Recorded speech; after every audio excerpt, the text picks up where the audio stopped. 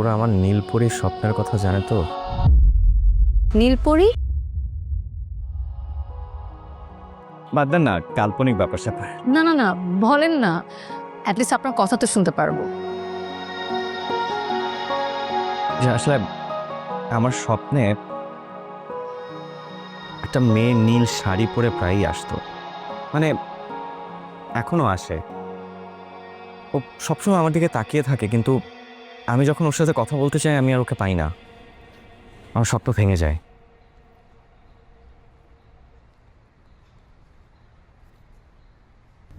আমার স্বপ্নে দেখা নীলপরি দেখতে অনেকটা আপনার মতো। দেখুন, আপনাকে ভালো লাগার সাথে আমি প্রাপ্তি বিষয়টা নিয়ে কখনোই ভাবিনি, সেটা আমারই থাকা। আপনার সাথে হয়তো আমার কখনো বন্ধুত্ব হবে না, আজকে পরে হয়তো কখনো যোগাযোগও হবে না, তবে শেষ দেখায় বৃষ্টিতে ভিজে রিকশায় আপনার পাশে বসা আমিকে সবচেয়ে সুখীভাবে পেয়েছি। সেদিন ঠিক প্রশ্ন করেছিলেন, আমি কখনো কোনো মেয়ের পাশে বসিনি রিকশায়, আমার কোনো বান্ধবীও নেই। আপনার এত আন্তরিকতা আমাকে সেদিন সবচেয়ে বেশি সুন্দর স্মৃতি দিয়েছিল, যদিও মুহূর্তটা বেশিক্ষণের নয়।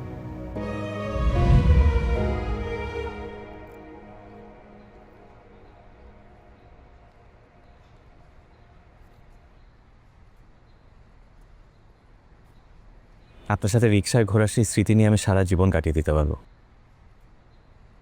যদিও স্মৃতিটা বেশিক্ষণের না।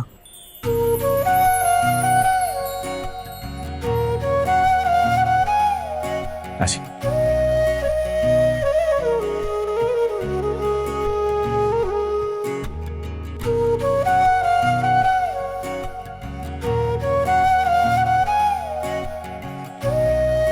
দেখুন, আপনি একজন ডক্টর,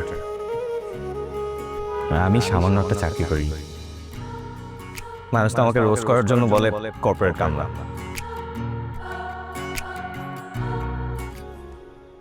শাফিন, এই শাফিন। কি হলো? সাত সকালবেলা তোমরা আমার রুমে কি করো? জীবনে অনেক ঘুমাইছস, এবার উঠ, রেডি হ। এবার কেন উঠবো? কেন কিসের জন্য রেডি হবো? কেন মানে? তোকে উঠতে বলছি, তুই উঠবি। উঠে রেডি হয়ে নাস্তা খেতে যা, আমরা মেয়ে দেখতে যাব।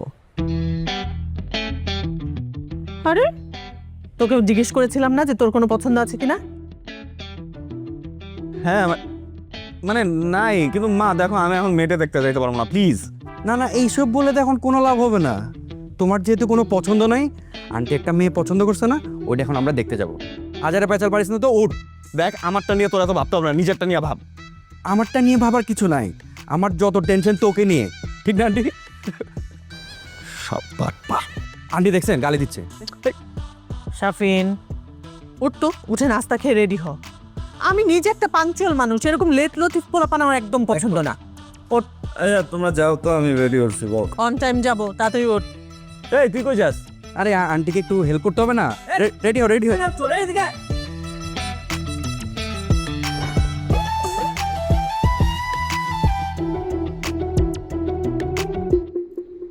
আম্বা প্লিজ মিষ্টি নেন। জি, নিব।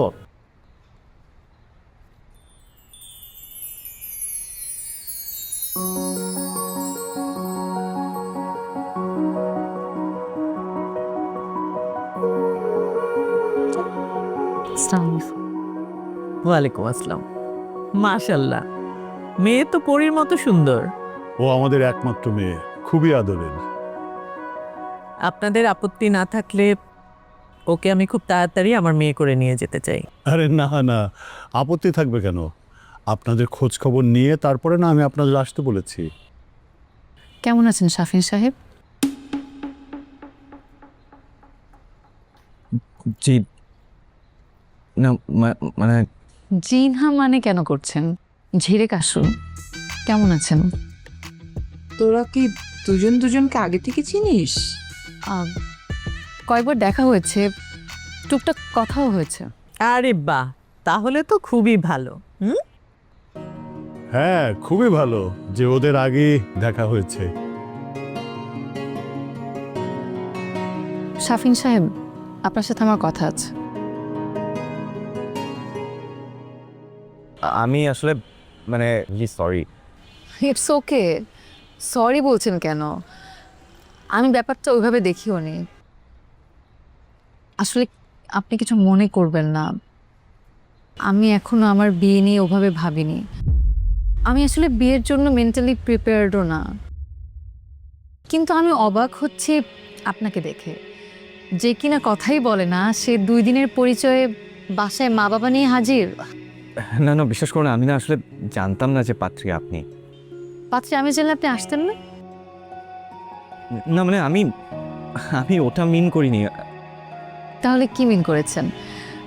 যদি আগে থেকে জানতেন আমি পাত্রী, তাহলে কোনো ইন্টারেস্ট শো করতেন না?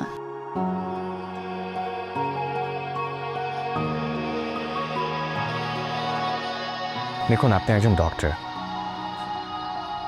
আমি সামান্য একটা চাকরি করি। মানুষ তো আমাকে রোস্ট করার জন্য বলে কর্পোরেট কামলা। আসলে দেখুন, আমি কিছুই জানতাম না, সব আমার বন্ধুরা আর মার প্ল্যান করা। ওরা আমার নীলপরীর স্বপ্নের কথা জানে তো। নীলপরি? বাদ দেন না, কাল্পনিক ব্যাপার স্যাপার। না না না, বলেন না, অ্যাটলিস্ট আপনার কথা তো শুনতে পারবো। যে আসলে আমার স্বপ্নে একটা মেয়ে নীল শাড়ি পরে প্রায়ই আসতো, মানে এখনো আসে। ও সবসময় আমার দিকে তাকিয়ে থাকে, কিন্তু আমি যখন ওর সাথে কথা বলতে চাই আমি আর ওকে পাই না। আমার স্বপ্ন ভেঙে যায়।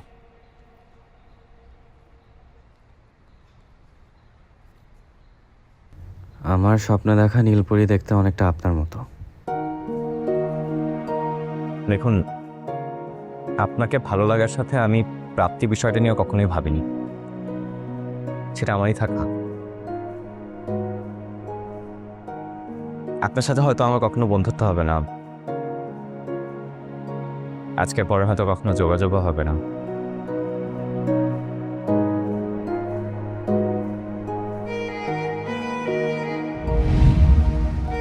তবে শেষ দেখায় বৃষ্টিতে ভিজে রিক্সায় আপনার পাশে বসা আমিকে সবচেয়ে সুখীভাবে পেয়েছি। সেদিন ঠিক প্রশ্ন করেছিলেন, আমি কখনো কোনো মেয়ের পাশে বসিনি রিক্সায়, আমার কোনো বান্ধবীও নেই। আপনার এত আন্তরিকতা আমাকে সেদিন সবচেয়ে বেশি সুন্দর স্মৃতি দিয়েছিল, যদিও মুহূর্তটা বেশিক্ষণের নয়।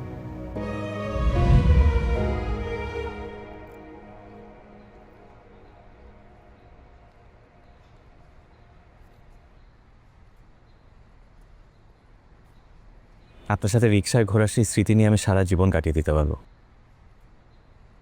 যদিও স্মৃতিটা বেশিক্ষণের না।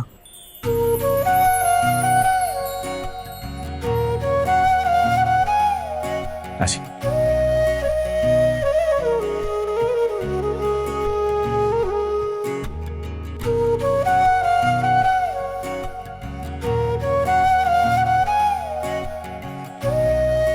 দেখুন, আপনি একজন ডক্টর,